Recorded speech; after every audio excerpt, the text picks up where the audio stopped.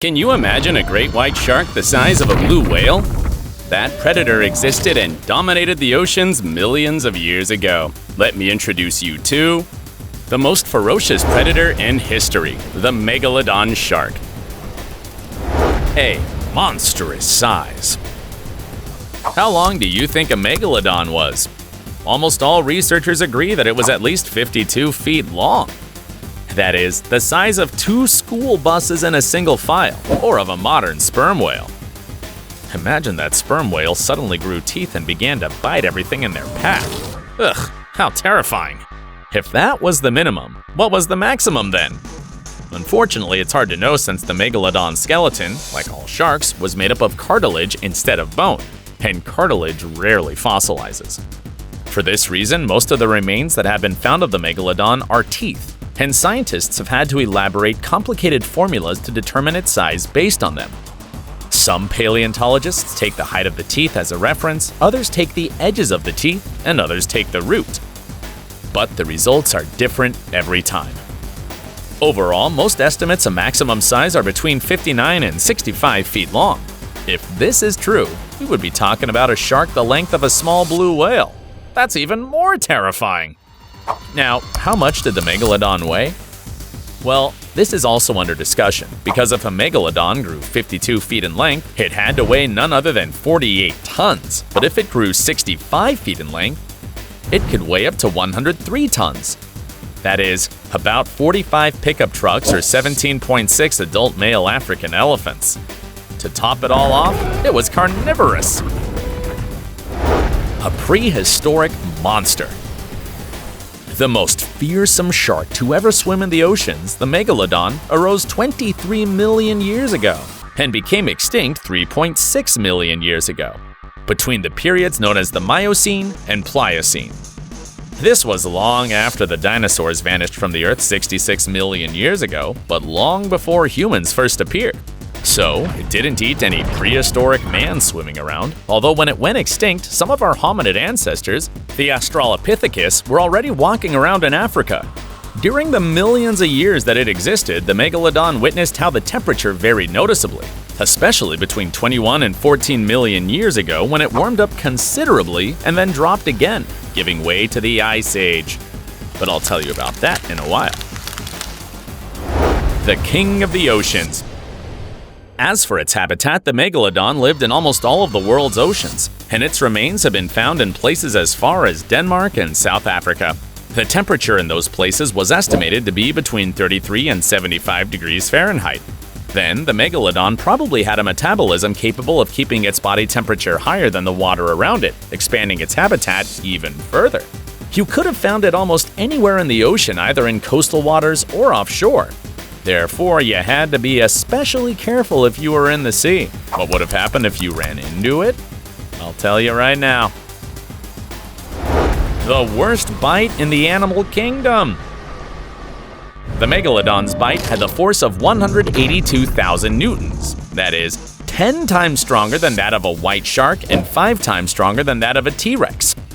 Its pointed teeth, shaped like an inverted V, could be up to 7.2 inches long and were sawed off, improving its ability to cut through meat or bone.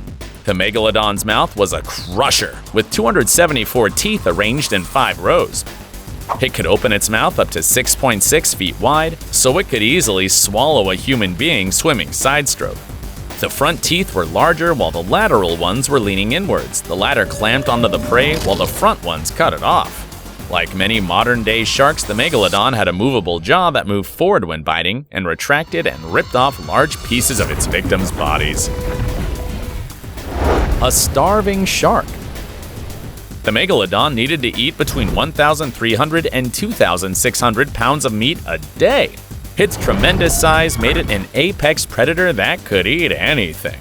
Whales were its favorite, but it also ate dolphins, turtles, seals, fish, and even other smaller megalodons. Yeah, it was cannibalistic too. Its way of hunting was similar to that of the white shark. It bit its victims from the bottom up. But while the white shark specialized in biting into soft tissue, the Megalodon had no problem attacking its victims' rib cages, using its teeth to crack bone and damage the heart and lungs. Fascinating fossils of whale vertebra with megalodon bite marks have reached us. When it came to hunting especially large whales, the megalodon immobilized them by biting the fins and devoured them afterwards. Baby shark. Female megalodons gave birth to live baby sharks. There are still mixed opinions about whether they were viviparous, meaning the pups got food through the umbilical cord and from the placenta like humans, or ovoviviparous, meaning they were formed in eggs inside mom and were fed by the yolks until the little shark was born, leaving the egg inside. According to estimates, baby megalodons were born between 6.5 and 11 feet long. It's thought that the pups were that large due to intrauterine cannibalism, meaning the fetuses ate each other inside the mother's uterus, supporting the gigantism of both the embryos and the mother. Therefore, the males increased their size to reproduce calmly. Baby megalodons used to spend their early years in shallow coastal waters hunting small prey like fish and away from large predators. Breeding areas have been detected in Panama, Florida, Maryland, and the Canary Islands. Once grown, the pup moved to the open sea to hunt larger prey.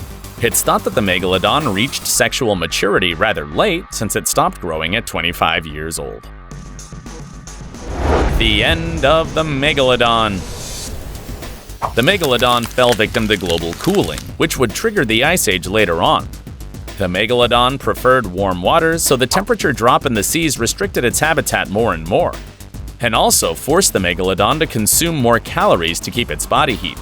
The poles freezing rose the sea level and the formation of the ISTHMUS of Panama, which closed the natural passage between the Pacific and Atlantic Oceans, further reducing the temperature. As the bioceanic corridor was also a migration route for whales, the main food of the megalodon was reduced. At the time, there were 20 species of whales. Today, there are only 6, and many of those that remained moved to the poles, away from the jaws of the megalodon. This led it to eat smaller prey that was also faster and more elusive, or to eat the youngest megalodon, which ended up affecting the reproduction of the species. But the tragedy didn't end there. Falling sea levels reduced the shallow waters that served as a nursery for baby megalodons, leaving them at the mercy of predators. In the midst of all this debacle, the megalodon had to face competition from white sharks, which had no problem eating smaller prey. Big vertebrae. Millions of years after the megalodon went extinct, other remains were found in addition to its teeth. For instance, the vertebral centers. Scientists have estimated that the megalodon's spine was made up of about 200 vertebrae. In 1926, 155 vertebrae belonging to a single individual were found in Belgium, and in 1983, another 20 vertebrae were found in Denmark. The largest of all measured 9 inches in diameter. These fossils have rings that work just like those in tree trunks, since they can tell us how old the megalodon is and its growth rate. Counting these rings resulted in ages between 25 and 40 years, so the megalodon is thought to have lived longer than that. The secret of the excrement. The other great recent finds about the megalodon have been the coprolites, that is, remains of its excrement. Coprolites 5.5 inches in length have been found in South Carolina. Its shape indicates that this shark must have had a spiral valve at the end of its digestive system. A spiral valve is a special organ that some fish also have and consists of a cavity that fulfills the functions of the small intestine. Inside this valve are numerous internal folds similar to a spiral staircase that increase the absorption surface and lead to not needing so many intestines. Who would have thought that you could get information even from excrement? Paleontological discussions. If you search for information about the megalodon, you'll find that some call it the Carcharodon megalodon, others call it Carcharocles megalodon, and recently, OTODUS megalodon. All these theories have to do with the animals this great shark is related to.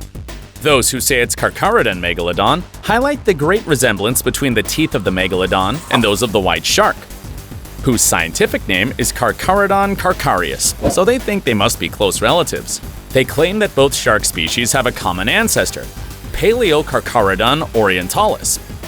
Other scientists say no, it's actually Carcharocles megalodon, which is a lineage of sharks that would come from the oldest Carcharocles auriculatus, followed by the Carcharocles angustidens, the Carcharocles tubensis, and finally the Carcharocles megalodon. They say all of their teeth had tiny points on either side, which got smaller and smaller. And with the Megalodon, they had all but disappeared, indicating that it was more ready to cut than tear, making it more deadly than its ancestors and more prepared to kill whales. Finally, those who agree with the OTODUS megalodon theory support this family tree.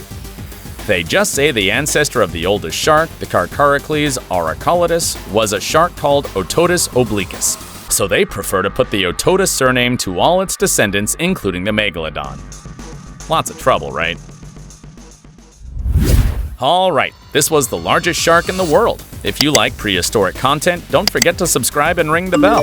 See you in the next video.